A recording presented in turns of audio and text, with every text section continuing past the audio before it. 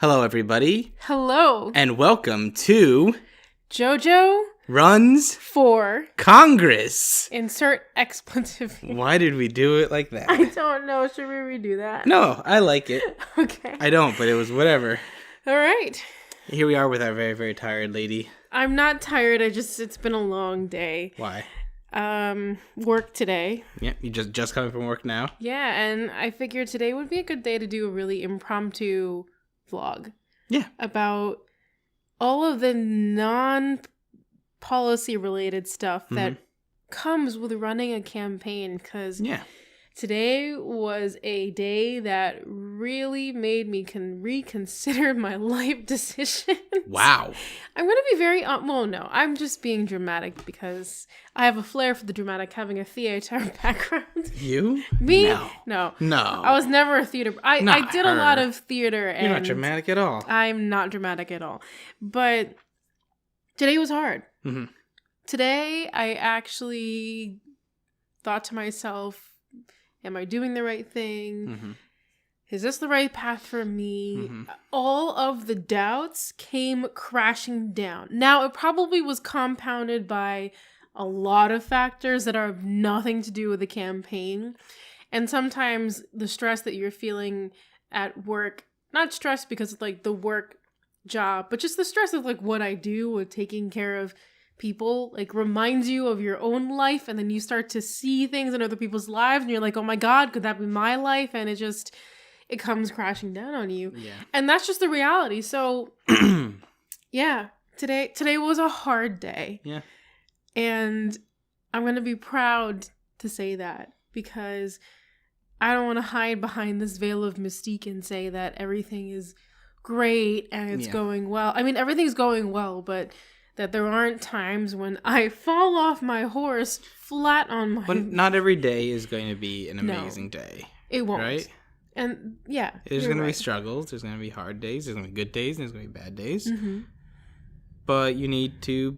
everyone faces this, and you just have to power through the tough days. And one thing that I underestimated starting this whole thing was balancing work and campaigning. Yeah. And it's not balancing work as in getting my work done, because I work 3 12-hour days or nights in a week, and I have, it's 40 hours or so of time spent at work, but I have more flexibility with my days.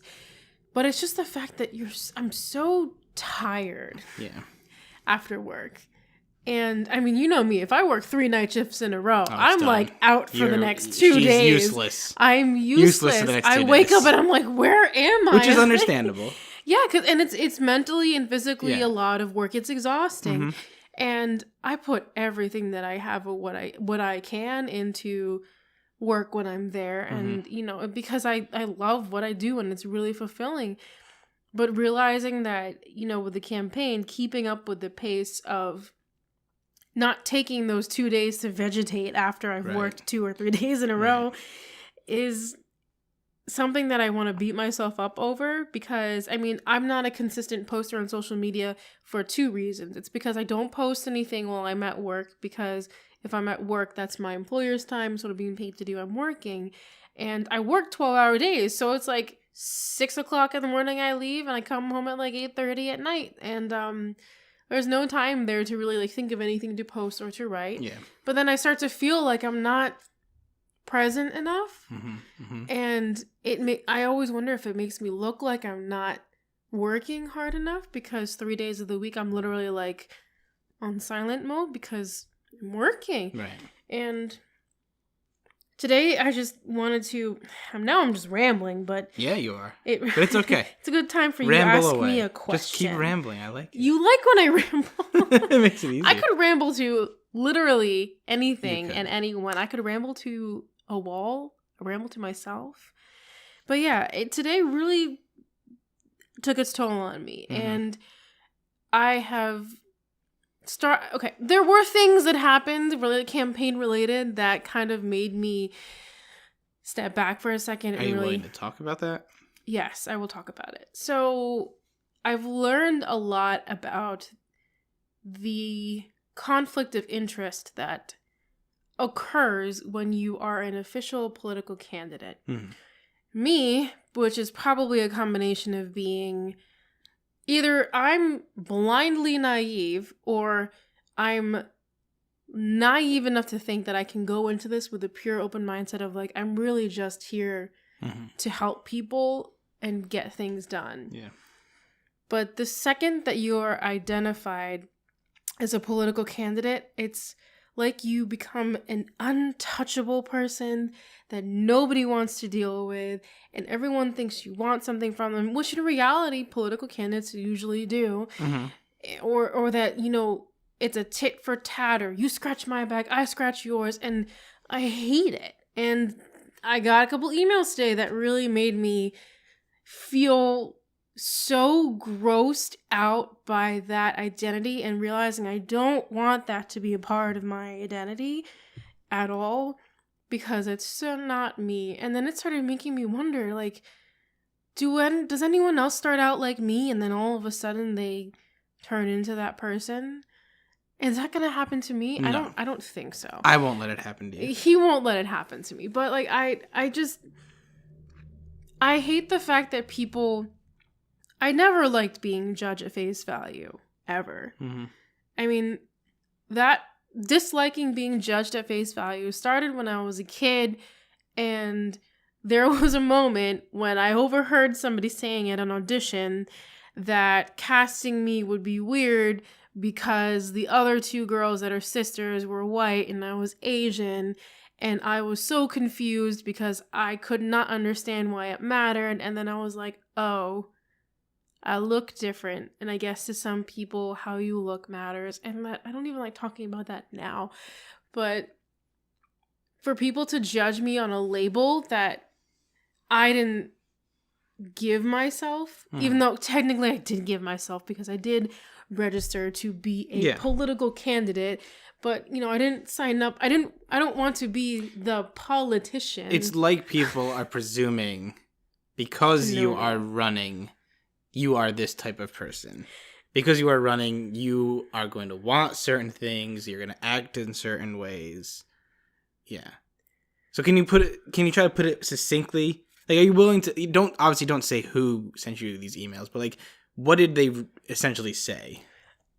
So I have been reaching out to a lot of organizations, specifically neighborhood organizations, that like civic organizations throughout the entire district, to say, literally, my intent was just to say, hi, I'm running. I want to know about what your organization, what you do, and what your problems are. Because I'm thinking I'm coming at this, again, this was probably totally naive and I should have done my research beforehand. I could have avoided some of the conflict of interest things that I come across. I'm coming at this from, like, if I was a public health researcher that was trying to understand the intertwined nature of problems, I would do that. I'd say, hey, I'm a researcher. I'm looking into public health thing. I want to know what it is you guys are hearing from your residents that they're having problems with.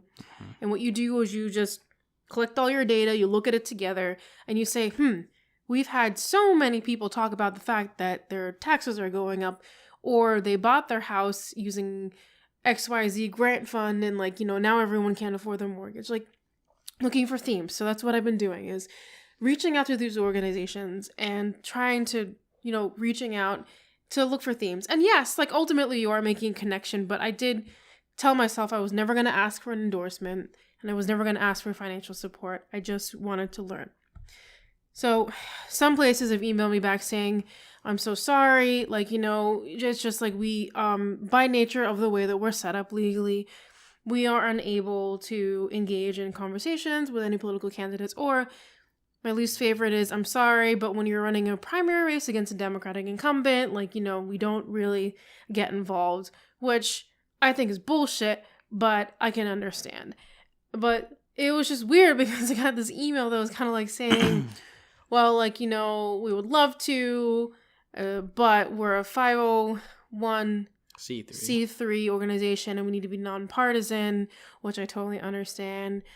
And 504c3? 501c3. Something.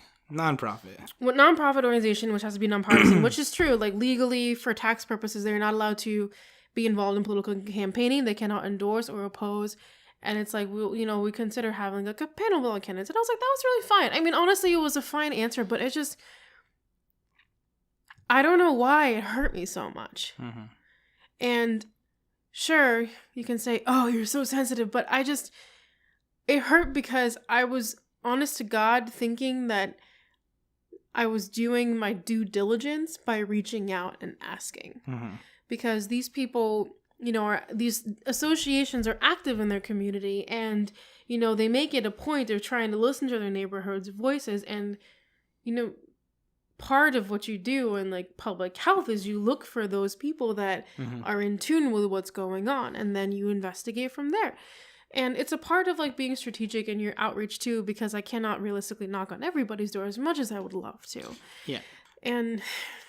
But something we've been doing instead, or not instead, but like also been doing, which has had a little more fruitful, mm-hmm. is reaching out to some more activist groups, not necessarily like community groups, right? Like CADB. Yeah, CADB and Decarceration PA yeah. And God, why am I so emotional right now? Group. Well, I don't remember which arts group. Art is great. I don't know. Oh my God. So talk about that. Talk about CADB.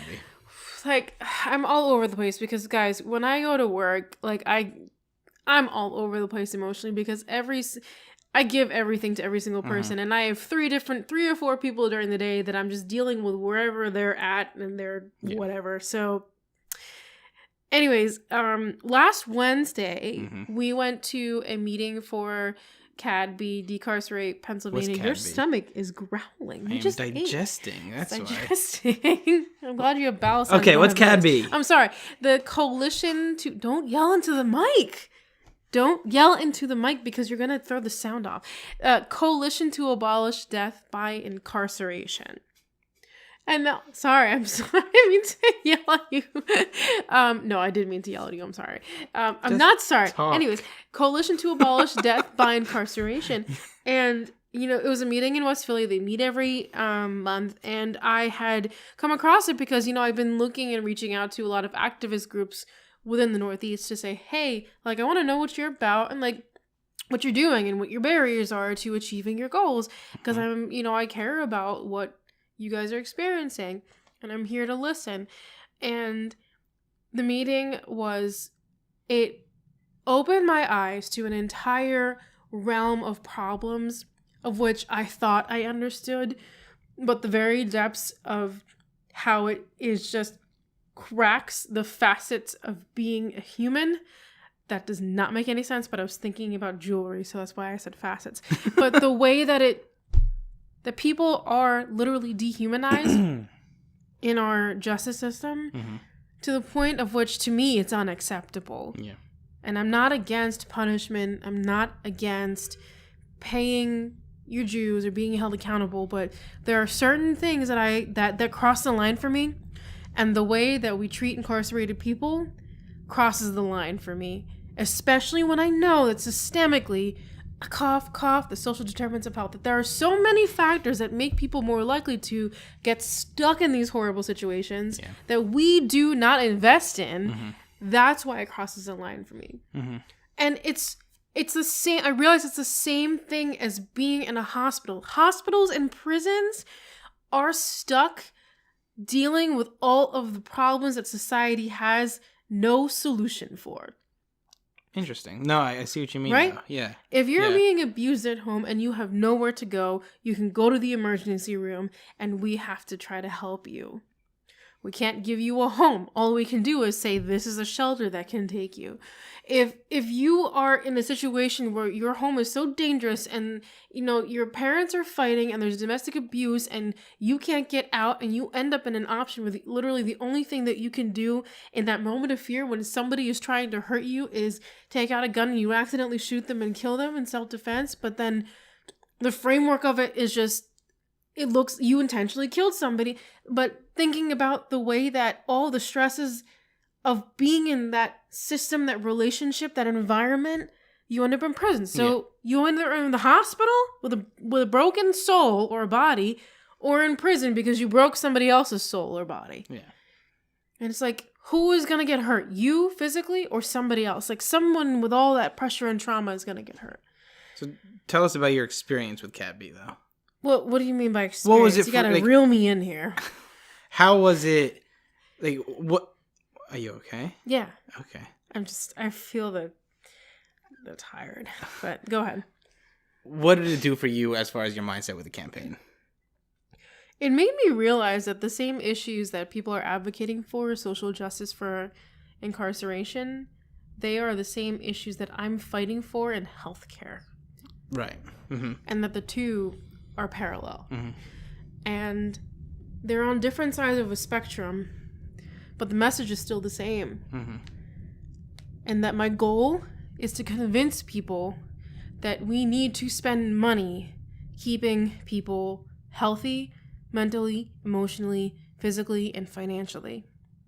And I know it's really hard because someone once said to me, public health kind of works when nothing happens, which is true, because you're trying to prevent things from happening. Mm-hmm. But it's hard to convince people that look at numbers that investing money is worth it. And that my goal is to take what I know of policy and how the language of people speak, which is the language of mucho dinero, and use that to create policy to actually change the conversation and convince people to invest in public health.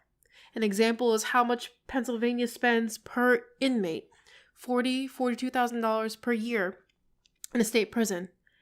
You could give that money to somebody and they would have enough income to live a relatively stable life. And if you take, I think it's like 50,000 times 50,000 inmates, 40,000 per person. That's about $2 billion. I did the math and I know it was $2 billion. $2 billion that we could be spending on, God, you could fund this Philadelphia school system. You could fund maybe the entire state school system. But think about how many lives you would save and protect by taking that money, and instead of punishing those 50,000 people, you could impact the entire health of a city or the state. And like, that's where I realized that I can take what I know, which is understanding how you can convince people with these arguments that I'm hearing and the stories, and use those to write arguments. And one of the reasons why I love Decarcerate PA and Cat B so much is because they know exactly what legislation they do and do not stand for. And they know exactly what will and will not help them. And they have a legislative agenda and priority because they've done so much work on the back end. And that's why I fell in love with their mission, because to me, that is the most effective way to really enact change. Like, it's great and all to say that we want free healthcare, free education, everyone has equal rights, equal pay. That's great. That's really awesome. But when you really know what you specifically want, what the specific laws and policies you support are, that makes the goals just feel that much more attainable. Yeah. Because you can really set up a roadmap. Yep. And it's what I've done with maternity leave. Like, yes, like, we want childcare. Yeah. But that is such a big, messy policy to write. But one thing we can all agree on is that women need 6 months of sometime to adjust to having a kid. That is a small change we can easily decide in the federal legislation and back it up in federal legislation. Like, that's my theory. I realized that it reinforced my theory behind policy writing. Like, it's not that I'm not here to push and peddle big ideas, but I also want to make sure that it's not just a change of mindset, that it's an actual change in the actual policies that are written to create change and change the actual system. Like, it's Martin Luther King Day, and Martin Luther King talked about capitalism and like how capitalism doesn't serve everybody and that we have to change the system. Well, saying all these grand things and proclaiming all these grand philosophies is great, but it does not change the system. To change the actual system, you need to literally take the screws out. What? You're doing the politician thumb oh my thing. God! I quit. I officially quit. You need to literally go away. Stop. You need to literally change the nuts and the bolts, the screws, and take them all out and rearrange the pieces. That's how you change a system. I promised everybody that I was here to get things done, and that's what I'm gonna do. Yeah, you're gonna get shit done. So today I don't feel like I can do it. Today I feel like I've been crushed by the weight of everything.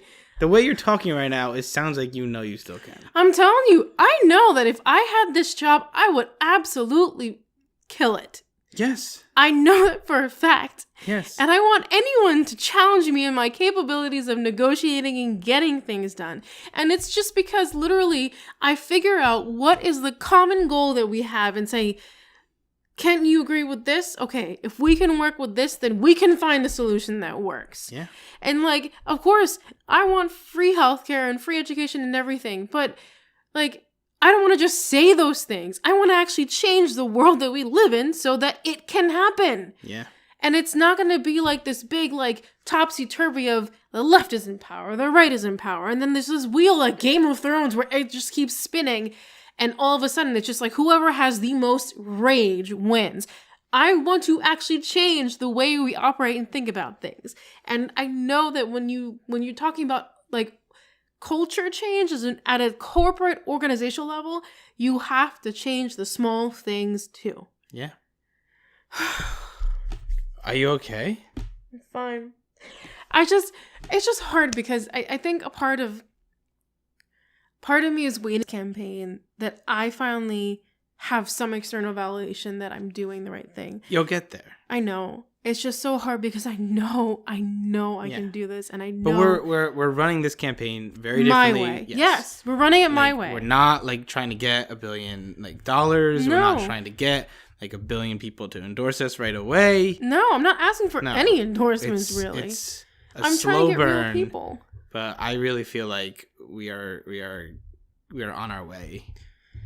Because at the end of the day, after everything, because I thought about it, I was like, I may not win this. And that's okay.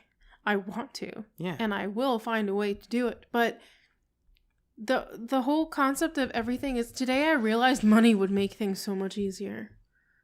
But then I thought to myself, ugh, like, you don't want to run it that way. I don't want to run it that way. And I want to be able to go to sleep on April 29th and be proud of every single choice I made. Yeah.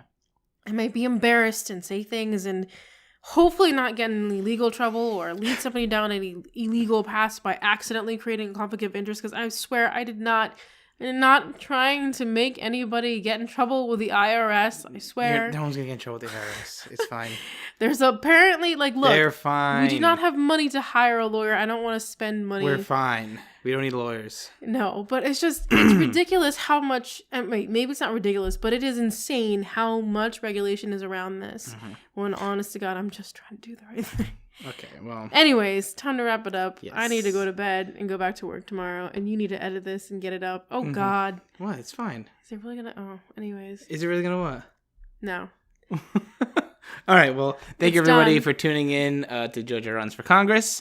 If you want to check out more about the campaign, go to mantilla2020.com. You can go to the social medias, which is all Mantilla2020. Or Jojo for Congress. Yes, just Google my name. Yeah, you'll find it, I'm sure. I'm going to put in the show notes or in the description on YouTube, whatever you're looking on. Hit that like and subscribe I'm going to put links to CADB and Decarceration PA's website if you want to check out some more information on what they're doing. But thank you, everybody, and have a nice day. You always say that the exact same way. It's really adorable. That's how you're supposed to do it on a podcast. Really? I don't know. I try to add some variety. No. Like, what? A campaign. Okay, whatever. Yeah. What a campaign. Bye-bye. Bye.